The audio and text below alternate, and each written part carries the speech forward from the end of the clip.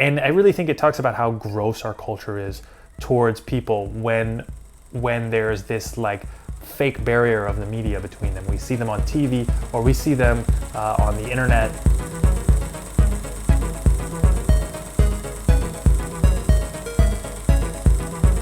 Hey everybody, my name is Nick. I'm a director and editor living in Taiwan, and today I'm talking about the Netflix series called Copycat Killer. This is a psychological thriller rhyme show about a hotshot criminal investigator looking for a serial killer of women. The killer brutally tortures his victims, using the murders to manipulate the media and the people associated with the victims that he captures. This is an interesting show to watch because Taiwan has steadily been building up its competency in these Netflix shows, and this show in particular feels like a little bit of a step up in quality. It's based on a book, so the plot feels very tight and well put together. I don't know how much of the book was used in the script of the show, but I do think that the plot in general is well put together. The production value, the lighting, the camera work is all very good. The show, in my opinion, has a very clear, cohesive look. They also do a good job with the production design as it's set in the 90s. I will say, aside from the fact that it's set in the 90s, the show in general does have kind of a dated feel to it. The concepts like the killer wearing a mask and having this low, creepy voice and like giggling and chuckling and acting all psycho and setting up this dialogue with the prosecutor that's trying to catch him. It felt like something from the early 2000s, like a bad Saw remake. And that kind of connection to the Saw movies even extended to this like torture porn kind of filming style where a lot of the graphic violence is filmed in great detail in this show, and that was not something I was particularly interested in watching. Personally, I'm a little bit tired of excess violence. However, the show did start to excel for me later on, and the main reason for that was the acting. Normally, I feel like Taiwanese melodramatic shows go too far with the acting. However, with this show, I thought the intensity and the overly dramatic nature of the show actually really fit. And maybe this is because of the fact that there is so much violence and the situations are really terrible. So that melodramatic intensity where characters are crying and freaking out all the time, it felt earned because the situation they were put in was pretty upsetting.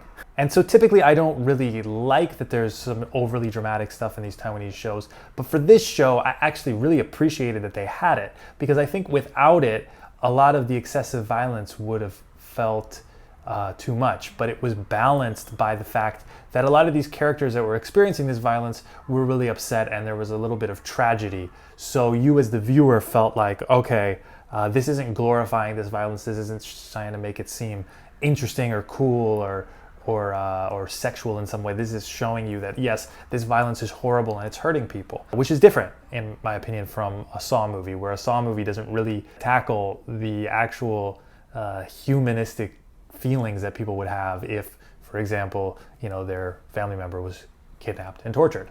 I was particularly impressed with the acting of Chen Bo-zhen, who is an actor from a lot of Taiwanese art cinema. He was in a film called The Sandwich Man.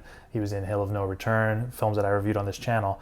And he's a very experienced actor, and so his scenes as a grandfather whose daughter were taken out from him were really heartbreaking, and he really did a great job of showing this pain that this person felt while also kind of grounding it in reality. To be honest, all of the acting was pretty good in it.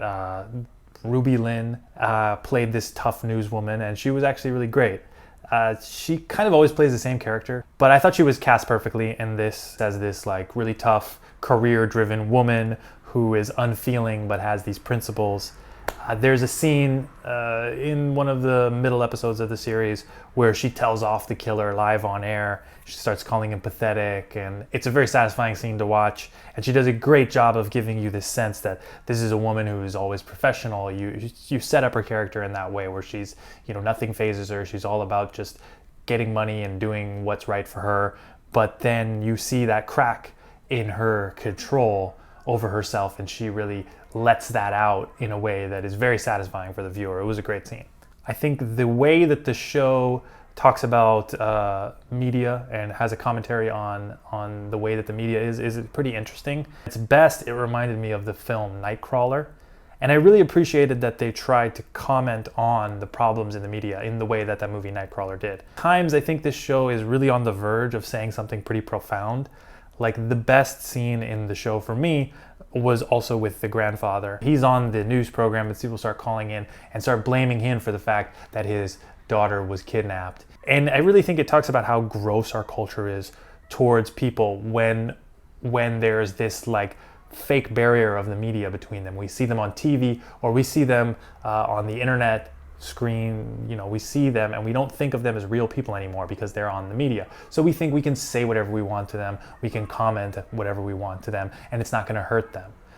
But this puts you in the position of the grandfather. It shows you this is a really hurtful, awful thing that these people in public are all saying to him, and they don't realize that they're doing it. And so I really appreciated that message. I do think that the show kind of got a little carried away with a lot of its messaging, and later on in the series there's a couple things that reminded me of the movie Joker, and it just kind of, I think, was trying to say too many things about media culture, and then it kind of ended up going off and there was some silly stuff in it. And I would say that's the main problem with this show, is that it's overly long and there's a lot of tangents in it. 10 episodes, 50 minutes each, and it just felt like too much. As I was watching the series, I kept thinking, okay, so like this is the last episode, right? But then there were 5 more, 4 more, 3 more. And it didn't hold my attention as it should have to earn that many episodes at that runtime. I think everything could have been trimmed and the show would have been really good. There were really well executed scenes in this. Like I said, the plot made sense, everything tied together nicely. Slight spoiler, there is a great misdirection about who the killer is, and I thought that the director did a really good job of setting up who the killer might be just using camera work and shots and your expectations as a viewer, and it ended up being somebody different, and then you think like, oh man, I should have known that it would have been that person. And so I thought that they did a great job with that. So there's a lot of really good stuff in this show. But as I kept watching it, I slowly started to lose interest in the show. And I would say that the problems all stem from the series just being too long. The pacing of the show felt really off. And the interesting thing about that is that not only does it make everything feel slow, it also simultaneously kind of makes everything feel rushed, because I feel like they were adding in storylines and adding in characters just to pad out the runtime of the series, and then you end up getting storylines that don't finish and things that happen that just feel like they're kind of out of nowhere and don't get the proper explanation. So I think maybe counterintuitively cutting down the show would, of course, make it feel like it's going along smoother, but it would also make it not feel rushed. It would make the story just feel that much tighter. Personally, I think every episode should have been like 40 minutes and it should have been 7 episodes long.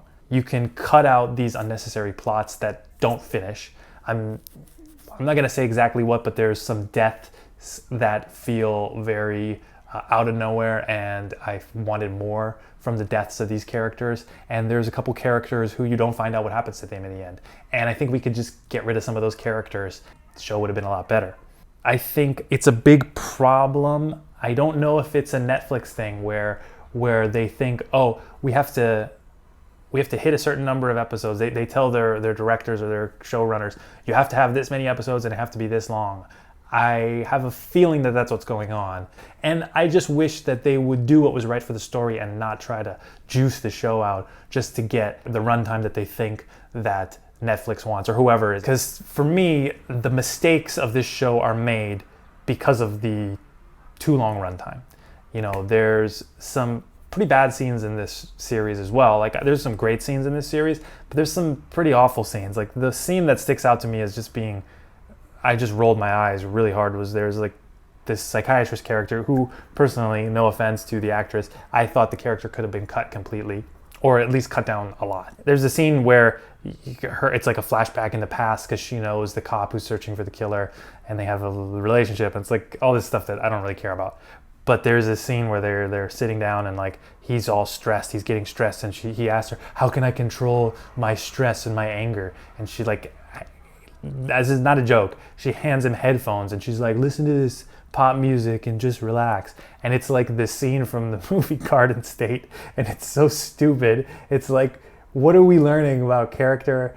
This isn't anything interesting or new. Very cliched. We've seen this before, of like the love interest, like having the guy listen to music and he realizes, wow, she's so lovely and she cares about me so much. Why? Because she gave you headphones to listen to? I mean, it was just cheesy and silly. And the weird thing about it too is that it happens like later in the series when we're also following this plot line of like, we're about to catch the killer, and then it diverts back to this.